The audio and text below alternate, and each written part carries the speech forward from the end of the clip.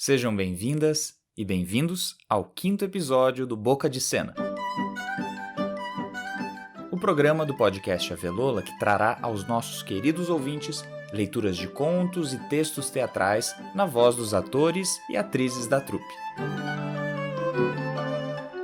E no programa de hoje, você vai continuar ouvindo a leitura do conto Sonhos, do nosso querido escritor russo Anton Chekhov, na voz dos atores Eduardo Giacomini, Evandro Santiago e Marcelo Rodrigues, integrantes da trupe Avelola.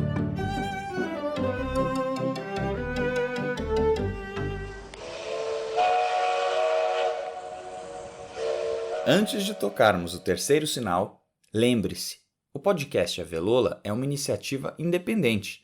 Para que possamos seguir gravando, é importante que muitas pessoas nos escutem. Então não deixe de divulgar os episódios e compartilhar com seus amigos e familiares. Venha conosco nessa aventura artística. Tenham todos uma ótima viagem.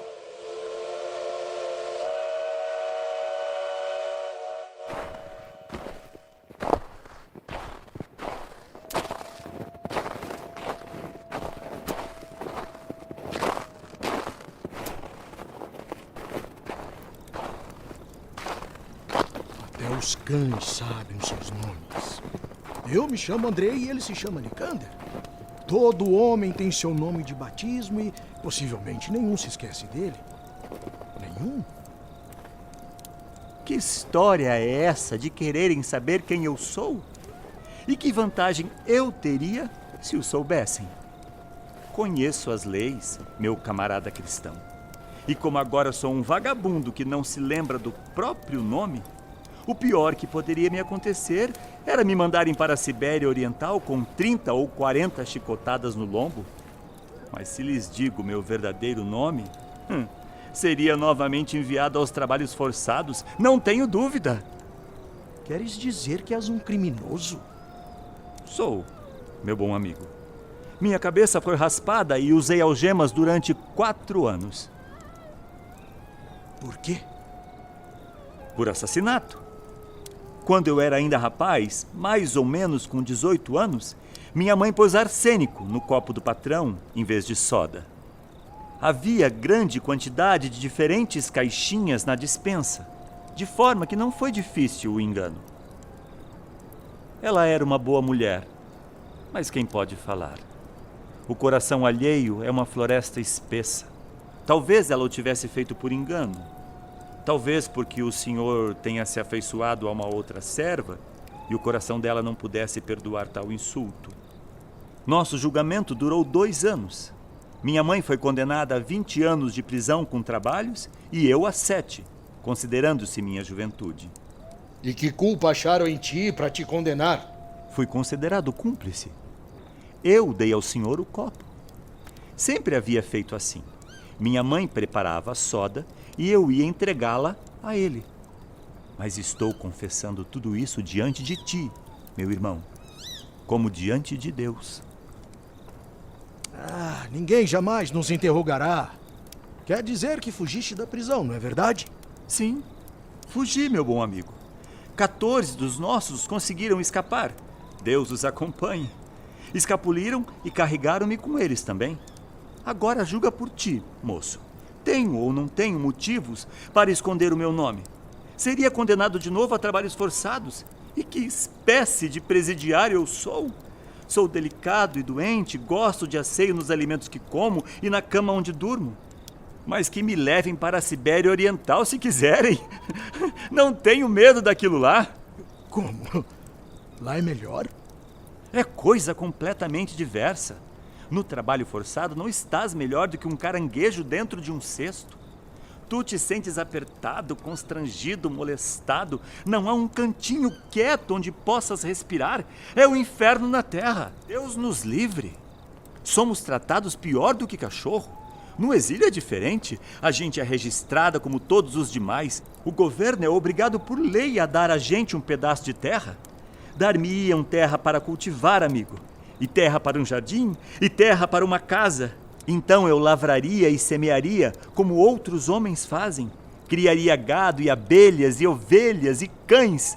Teria até um gato siberiano para caçar ratos e camundongos que fossem devastar a minha propriedade. Construiria minha casa, irmãos. Me casaria e teria filhos. O vadio agora murmurava consigo mesmo e deixara de olhar os seus ouvintes. Simples como são os seus sonhos, ele os escreve com tanta sinceridade e com tanta alma, que difícil seria não se acreditar no que ele diz.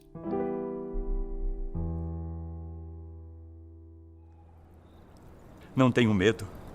Tudo lá é melhor. O Deus é o mesmo lá e aqui. Tomem, por exemplo, os rios.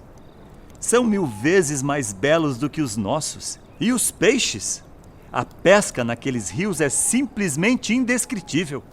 A pesca é a maior alegria de minha vida. Não faço questão de pão, apenas quero que me deixe na mão uma linha de pescar. É a pura verdade. Apanho peixes com anzol e linha, com caçamba, com rede, e quando chega o tempo do gelo, pesco com arpão. Ah, o número de peixes que apanhei em minha vida é uma enormidade. Quando fugimos e nos escondemos no fundo da floresta, eu não conseguia conciliar o sono e saía por ali, afora, à caça de um rio. Os rios lá eram tão largos, rápidos e perigosos, uma barbaridade. E em todo o comprimento de suas margens, densas florestas. As árvores eram tão altas que tinhas que virar a cabeça inteiramente para lhe enxergar os topes. Sob um influxo confuso de sua imaginação, dos quadros desse sonho do passado e do doce antegozo da futura felicidade, o mísero homenzinho para. Sempre a falar num ligeiro movimento de lábios, como se estivesse dizendo um segredo para si mesmo. Não abandona seu rosto o ligeiro, beatífico sorriso. Os soldados nada dizem. Têm as cabeças mergulhadas no peito e perdem-se numa vaga meditação. No silêncio do outono, quando o nevoeiro gelado, penetrante, sai da terra para nos envolver a alma e sobe como os muros de uma prisão para afirmar os estreitos limites da liberdade humana. Ah, então é que é doce sonhar com largos e rápidos rios, de margens atrevidas e férteis, com espessas florestas, com planícies sem fim. Indolentemente, pacatamente, a imaginação pinta para si mesma um homem, minúscula mancha que surge sobre a escabrosa, desabitada margem do rio no albor da madrugada, antes de as derradeiras névoas do crepúsculo abandonarem o céu. Os cumes dos antiquíssimos pinheiros sobem dentro da luz, de cada lado da torrente, e num murmúrio confuso contemplam altivamente aquele homem. Raízes, grandes rochas e moitas espinhosas vedam-lhe o caminho, mas ele é valente de coração e forte de corpo, e não teme nem os pinheiros, nem as rochas, nem a solidão, nem os ecos rolantes que repetem cada um de seus passos. A imaginação dos soldados está traçando para eles quadros de uma existência livre que nunca viveram. Será que eles reavivam confusamente velhas imagens de coisas que escutaram há muitos anos passados? Ou essas visões de uma vida de liberdade vieram-lhes com sua própria carne e seu próprio sangue como uma herança de remotos selváticos ancestrais? Só Deus sabe. O primeiro a quebrar o silêncio é Nicander. Talvez esteja com ciúmes da felicidade visionária do vagabundo. Talvez sinta no fundo do coração que sonhos felizes são incompatíveis com o nevoeiro turvo que os envolve e a lama escura que lhes gruda os pés. Seja como for, olha severamente o andarilho e diz: Tudo está muito bem, irmão, tudo está muito bonito. Mas tu nunca chegarás à terra da fartura. Como podes? Pobre criaturinha mais morta do que viva. Hoje, por exemplo, olha para ti mesmo. Não és nada, nem ninguém. O andarilho vira-se lentamente para Nicander e o sorriso foge-lhe da face.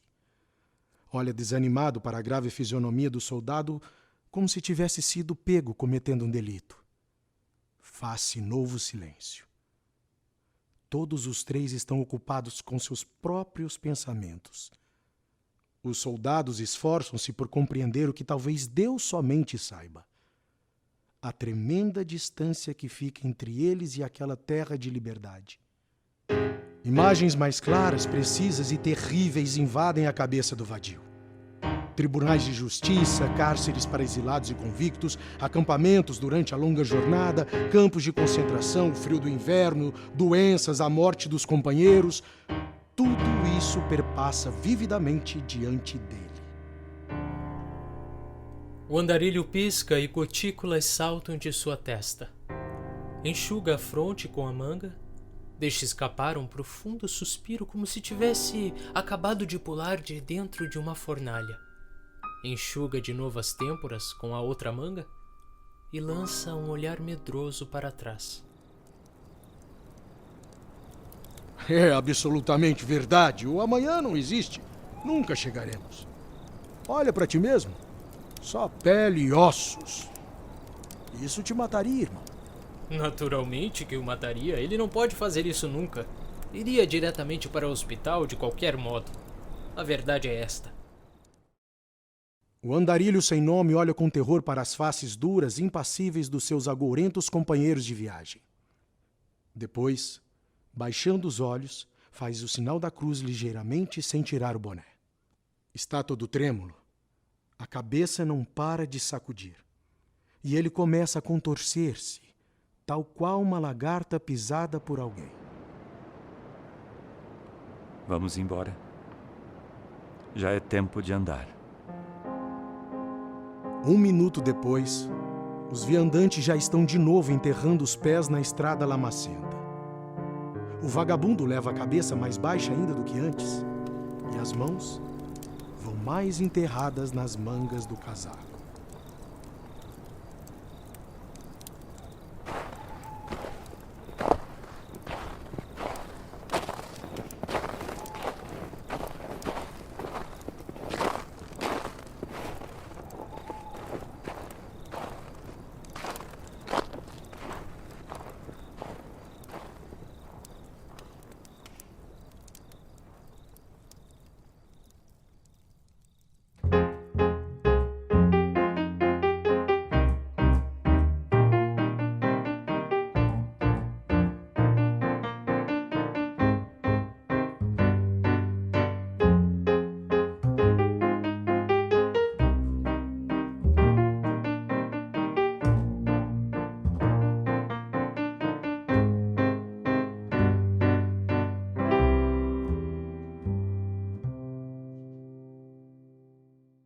Caros ouvintes, essa foi a leitura do conto Sonhos, de Anton Chekhov, na voz de Eduardo Giacomini, Evandro Santiago e Marcelo Rodrigues. Com esse episódio, encerramos a primeira temporada do programa Boca de Cena, que desta vez contou com a narração de 4 contos do escritor russo Anton Chekhov. Todos os episódios já estão disponíveis gratuitamente em todas as plataformas da Podosfera. Não deixe de ouvir. Mas e aí? Ficou curioso para saber o que vamos inventar a partir da próxima semana? Ana Rosa, será que você poderia dar um pequeno spoiler para nossa querida audiência? Eu não vou deixar vocês irem embora sem antes contar para vocês que a próxima temporada tá maravilhosa. Por quê? É a 2ª temporada do Conversas na Coxia e os atores e atrizes da Avelola fizeram entrevistas com outros atores, artistas de teatro, batendo o maior papo sobre o que faz as pessoas entrarem para o teatro, o que faz alguém ficar no teatro, o que tem dentro do teatro que amarra a gente de uma tal maneira. Gente, vai ser demais. Pronto, falei. Beijão! Antes de nos despedirmos, gostaríamos de agradecer a uma pessoa muito especial que topou fazer um quadro exclusivo para o programa Boca de Cena. Compadre Beto Bruel, é uma honra ter você no nosso podcast contando os causos tão curiosos e engraçados sobre a cidade de Curitiba. Muito obrigado pela sua participação. E para nos despedirmos desta temporada, nada melhor do que fecharmos com o quadro Mas em Curitibanos. Mas em Curitibanos. Agora Curitiba é moderna, hein? Nossa, agora o troço tá bonito o negócio. Ontem à noite ali, o automóvel, o Fido tava descendo ali a Murici, rapaz. Na frente, ele passou na frente do armazém do Valentim Demetrio ali na Murici. Tinha 2 cavalos ali, os cavalos se assustaram com essa carroça sem cavalo agora, e os cavalos dispararam ali pro lado da Praça Zacarias, onde tem o 13º de cavalaria. E os cavalos entraram no 13º, atropelaram um praça que rasgou o fardamento dele, barbaridade, com escoriações, né? Então isso é um caso já de Curitiba moderna. No dia seguinte, no dia 3 de julho de 1903, às 3 da tarde, lá na esquina do Clube Internacional, o Fido Fontana, ele tinha o carro e tinha uma motocicleta. Motociclo é motocicleta hoje em dia. Ele estava ali, e havia vindo uma carroça, quem dirigia a carroça era uma mulher de nacionalidade polaca. A carroça foi para a esquerda, a moto foi para a esquerda, a carroça foi para a direita e deram uma pechada. Pechada antigamente era batida. Então aqui diz o seguinte: a mulher ficou um pouco contundida no rosto e o ciclista, em consequência da queda, ficou também ferido. Mas, ou seja, não foi nada demais. Mas, ou seja, isso aqui está no jornal A República. Os cavalos correndo é dia 2 de julho e na República a carroça é dia 3 de julho de 1903. Ou seja, Curitiba na era da modernidade, agora a coisa vai, agora teremos engarrafamento, maravilha. É nóis. Se você gostou da primeira temporada do Boca de Cena, compartilhe com seus amigos e familiares. O podcast Avelola está disponível em todas as plataformas. Escolha de sua preferência. E a partir da próxima semana, te esperamos com uma programação inédita.